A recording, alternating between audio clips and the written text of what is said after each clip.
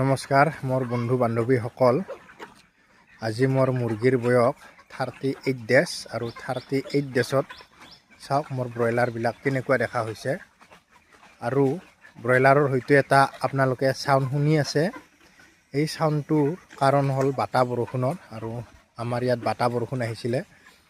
বাতা বৰষুণৰ ফলত যিবিলাক ঠাণ্ডা হাৱা সোমাই গৈছিলে ফাৰ্মত, আৰু ঠাণ্ডা হাৱা সোমাৰ ফলত মোৰ ফাৰ্মত চেয়াৰ দি লগা যেন হৈ গ'ল। চাওক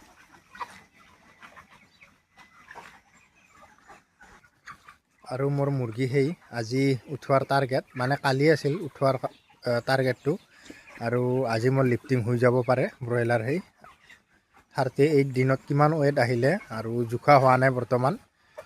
আজি 2500+ থাকিব লাগে ব্ৰইলাৰৰ মোৰ ৱেট।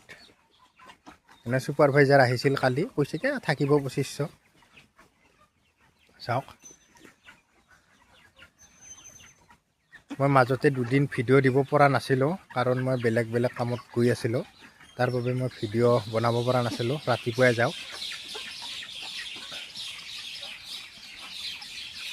আজিৰ ভিডিঅ'টো কেনেকুৱা লাগিছে কমেণ্ট কৰি জনাব।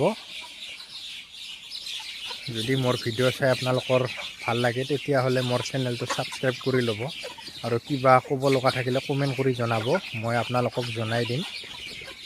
আজিলৈ এইখিনিয়ে।